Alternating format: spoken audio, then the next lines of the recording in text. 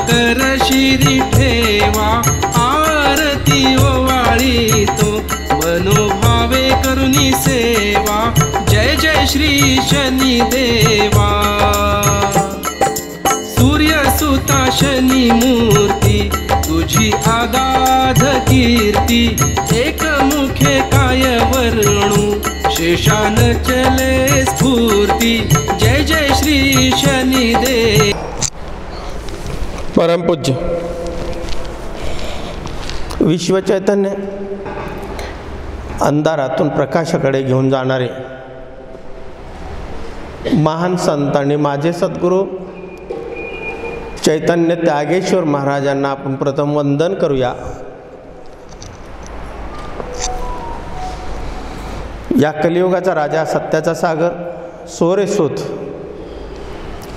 मी म्हणणाऱ्यांना पाचावर धारण करणारा, असत्याचा नाश करणारा आणि सत्याचा विजय करणारा, दंडनीयांना दंड देणारा आणि आदरणीयांचा आदर करणारा, असा धर्मप्रिय, शिवप्रिय आणि तुम्हा आमचा आराध्य दैवत शनिदेव यांना आपण प्रथम दंडवत नमस्कार करूया। आपण पाहत आहोत प्रपंच करून परमार्थ हा कसा असावा, प्रापंचिक जीवनातून पारमार्थिक जीवनाकडे प्रवास करत असताना आपला सत्संग कसा असावा। जी सत्संग आपण करत आहोत, ज्यांचं आपण गुणगान गातो, ज्यांचं भजन करतो, ज्यांचा अखंड नाम मुखामध्ये असतो, असे ईश्वर आणि ईश्वरीय अवतार या पृथ्वी तलावर झालेले आहेत, अशी पूर्वजांची मान्यता आहे। आणि त्यांच्या सांगण्यावरून, त्यांच्या लिहून ठेवण्यावरून त्या आज आपणही मान्य करतो, त्या आज आपणही त्यांचं गुणगान गातो। पण हे गुणगान गात असताना ज्या ज्या देवतेचं गुणगान गातो, त्या त्या देवतेचं स्थान महात्म्य, ज्याला आपण जन्मस्थान म्हणतो, त्या भूमीमध्ये जन्माला यायला ईश्वरापासून तुमची वंशावळ ती कशी होती आणि वंशावळ कशी असल्याने ईश्वर त्या घरामध्ये जन्माला येतो, हे पण आपण पाहिलं पाहिजे।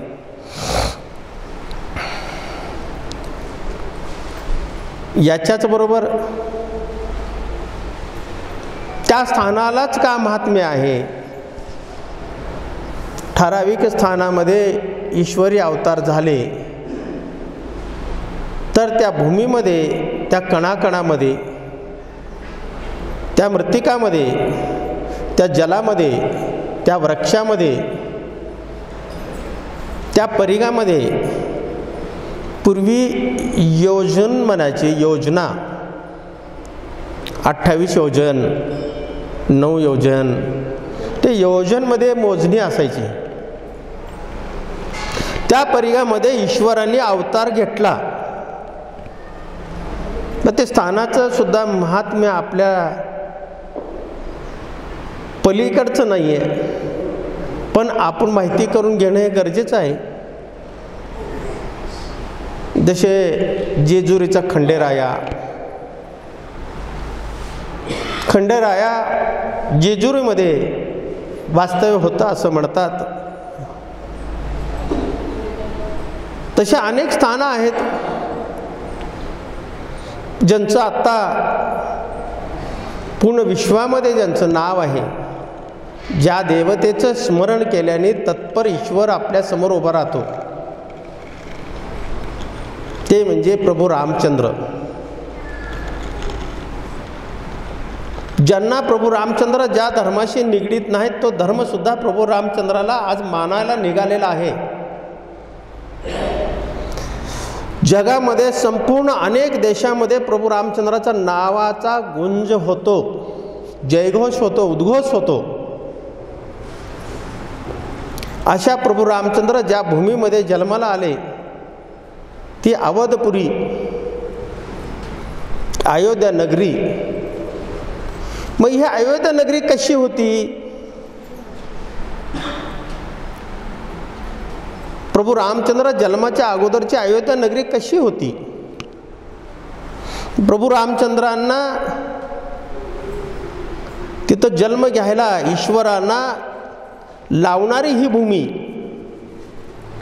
त्या भूमीच्या प्रत्येक कणाकणामध्ये ईश्वर नाम होता. प्रत्येक वायूमध्ये, वायुमंडलामध्ये, सूर्याच्या किरणामध्ये, त्या परिघामध्ये ईश्वराचं गुंज, घोष, उद्घोष हा होता का पूर्वी? अगदी ब्रह्मदेवापासून, मरीचीपासून, कश्यपपासून ते इक्ष्वाकू मादांतापासून, हरिश्चंद्र राजापासून जे त्यांची वंशावळी आहे, ज्यांचं आपण नाम घेतो, नामावळी घेतो, की त्यांचंही चारित्र्य कसा होता, की केवळ त्यांच्या चारित्र्यामुळे त्या घराण्यामध्ये देव जन्माला आला का देव जन्मालाच येणार होता? हेही थोडंसं आपण निरीक्षण केलं पाहिजे, त्याचा बारकावा शोधला पाहिजे. त्या भूमीमध्ये अनेकांनी अभ्यास केलेले, अनेकांनी आपल्या आपल्या परीने आपलं मत मांडण्याचा प्रयत्न केला आहे. तिथं त्या अयोध्या नगरीशी प्रभू रामचंद्राशी निगडीतच आहे का अन्य धर्माशी निगडीत आहे? तसं पाहिलं तर गौतम बुद्ध सुद्धा तिथे गेले होते असं जुन्या वाचण्यामध्ये, पुराणामध्ये म्हणा किंवा अन्य लेखामध्ये सुद्धा असं उल्लेख आलेला आहे की त्यांनी, गौतम बुद्धांनी सुद्धा वैराग्य यावर प्रबोधन केलेलं 2 ठिकाणी उल्लेख आढळतो. वैराग्य. मग गौतम बुद्धांनी वैराग्यावरच प्रवचन का दिले तिथं? की प्रभू रामचंद्राचं चारित्र्यच तसा होता, त्या भूमीचं महात्म्य होतं. त्याचबरोबर जैन धर्मीय त्यांच्यासुद्धा पुराणामध्ये, त्यांच्या ग्रंथामध्ये सुद्धा उल्लेख आहे. ज्या जैन धर्मीय तीर्थकार झालेले आहेत त्यापैकी आदिनाथ हा तीर्थ तिथे जन्माला आला आणि ते इक्ष्वाकू कुटुंबातला होता, म्हणजे प्रभू रामचंद्राच्या वंशातला होता, वंशावळीमध्ये आहे. आणि त्याच्या पुढे अजूनही उल्लेख आलेला आहे, ते निमी नावाचा एक तीर्थकार झाला आणि त्याच्याबरोबर 5 तीर्थकार झाले आणि ते प्रभू रामचंद्राच्या वंशावळीतले आहेत. लक्षात ठेवा, माहिती असू द्या तुम्हाला, ते सुद्धा उल्लेख त्यामध्ये आलेला आहे. आणि या अयोध्या नगरीमध्ये जे स्थान आहेत, असं म्हणलेलं आहे की हिंदुस्थानामध्ये हे भारतवर्ष, भरतखंड ज्याला म्हणतो आपण, लक्षद्वीप आणि भरतखंड त्यातला, यामध्ये जेवढे देवळं आहेत त्याच्या पटीने कितीतरी देवळं अयोध्या नगरीमध्ये आहेत असं उल्लेख पण आहे. म्हणजे हा पाताळ आणि स्वर्ग यामधला हा मृत्यूलोक, म्हणजे ईश्वराचा, मानवांचा सगळ्यात पवित्र असा स्वर्ग, तो म्हणजे अयोध्या नगरी. अयोध्या नगरीत तीर्थक्षेत्रच असा होता की सर्व प्रकारचे देवळं तिथं होते. जैन समाजाचे आहेत, मुस्लिम समाजाचे आहेत, बुद्ध समाजाचे आहेत आणि हिंदू समाजाचे सुद्धा तिथं मंदिरं आहेत. म्हणजे हा विश्वातला सर्वसृष्टीचा आधी होता, आहे आणि राहणार. म्हणजे एवढा मोठा तीर्थ, विश्वातला पहिला तीर्थ असेल तर ते अयोध्या नगरी आहे. लक्षात ठेवा की सर्व समाजाचा, सर्व समाजांना अनुकूल असा हा तीर्थ, सर्व समाजांनी मान्य केलेलं तीर्थ. पण पुढे कालांतराने थोडासा द्वेष निर्माण झाला आणि भारतामध्ये व्यापाराच्या दृष्टीनं की भारतामध्ये सोन्याची खाण आहे, संस्कृती आहे आणि अहिंसात्मक लोक आहेत, म्हणून म्लेच्छा, ज्याला पुराणामध्ये म्लेच्छा म्हणतो, म्हणजे हुमायून असेल, बाबर असेल, त्यांचे वंशावळ भारतामध्ये आक्रमण केलं आणि 1528 तो तिथला मंदिर पाडला आणि तिथं मस्जिद बांधला. वादाला सुरुवात झाली. पण हिंदू संघटन एवढा प्रभावी नव्हता. त्यांच्याकडे सैन्य जास्त होता, हिंदूकडे सैन्य कमी होता. पण हिंदूंनी जेव्हा एकत्र आले तेव्हा बाबरांना, त्या मुस्लिमांना, मिलेच्छांना विरोध केलेला आहेच, युद्ध केलेलं आहे. अनेक वेळा अयोध्या नगरी हिंदूंच्या ताब्यात घेतलेलं आहे.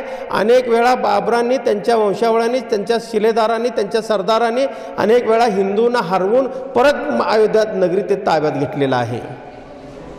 म्हणजे याचा अर्थ मला एवढं सांगायचं आहे की अयोध्या नगरी आहे तरी काय, जेवढं युद्ध झाले, महाभयंकर युद्ध झाले, कित्येक लोकांना शरीव नदीमध्ये फेकून देण्यात आलं, कित्येक लोकांच्या हत्या झाल्या. म्हणून या अयोध्या नगरीमधलं प्रत्येक कण मातीचा सुद्धा ईश्वर समान आहे. मातीचा प्रत्येक कण हा ईश्वर समान आहे. शरयू तटाच्या बाजूला, डाव्या बाजूला जी नगरी आहे त्याला अयोध्या नगरी म्हणतात असं पुराणामध्ये सांगितलेलं आहे. आणि तिथं प्रभू रामचंद्रांचा जन्म झाला असं उल्लेख आहे. मग अयोध्या नगरीच कसं काय? मग त्यामध्ये असाही उल्लेख आलेला आहे की जी सप्तपुरी आहेत, आपल्या हिंदू सनातन संस्कृतीमध्ये सप्तपुरीला अत्यंत महत्त्व आहे, खूप महत्त्व आहे. ते 7 पुरी ज्याला म्हणतो, सप्तपुरीचं ज्यांनी तीर्थाटन केलं आहे तो प्रति ईश्वर आहे असं पुराणामध्ये सांगितलेलं आहे. जो 7 पुरीचा तीर्थाटन केलेला आहे, तिथे स्नान केलेलं आहे, तिथे निवास केलेला आहे, तिथे साधना केलेली आहे, तो म्हणजे या प्रति तलावरचा ईश्वर असा उल्लेख आहे. मग त्यामध्ये प्रथम नगरी ती अयोध्या. आता अयोध्या नगरी सगळ्यात पवित्र तर आपण मान्य केलंच, पण अयोध्या नगरीच्या कालखंडामध्ये प्रभू रामचंद्रापर्यंतची 39वी वंशावळी आहे. प्रभू रामचंद्र 39वे आहेत. असे पुढे उल्लेख 130 पर्यंत सापडलेले आहेत. त्याच्या पुढे प्रभू रामचंद्राचे पुढे लवांकुशपासूनचे उल्लेख आहे तो 130 पर्यंत सापडलेला आहे. तो महाभारताच्या काळामध्ये सुद्धा हे संस्थान, हे राजधानी होती, हे ते मान्य करावं लागेल. त्या काळात सुद्धा महाभारत कलियुगमध्ये सुद्धा ही राजधानी होती, आहे, राहणार, याचे उल्लेख त्यामध्ये आहे. सप्तपुरीपैकी पहिली पुरी असेल तो अयोध्या नगरी, सगळ्यात पवित्र अशी पुरी. ते सप्तपुरी हा काय भानगड आहे? जर तिथं देवाचा वंश आहे, देवाचा वास आहे, देवाचा निवास आहे, देवाचा दरबार आहे, साक्षात ईश्वर तिथं आहे आणि ते ईश्वराला भेटणारा प्रत्येक भाविक हा पुरी समजून, पुरी म्हणजे नगर, पूर्वीच्या शब्दामध्ये पुरीला, नगरला, शहराला पुरी म्हणायची. त्याच्यानंतर दुसरा आला मथुरा. दुसरी पुरी जी आहे ते मथुरा आहे, जिथं साक्षात ईश्वराचा, श्रीकृष्णाचा जन्मस्थान आहे. हे सुद्धा एक प्रचंड अशी शक्तिवान, प्रचंड अशी ती यमुना नदी तिथनं जाते. आणि बाकीचं मला इतिहास खूप काही सांगायचं नाही, सगळ्यांना इतिहास माहिती आहे. फक्त सप्तपुरीचं महात्म्य काय आहे थोडक्यात मी सांगणार आहे. त्या ठिकाणी यमुना नदी आहे, मथुरा, वृंदावन, श्रीवर्धन अशा अनेक लगत सगळे पवित्र असे तीर्थस्थानं आहेत. तिथूनच काही अंतरावर गोवर्धन पर्वत आहे. त्या द्वापार युगामध्ये श्रीकृष्णाने अनेक लीला त्यामध्ये रचलेल्या आहेत.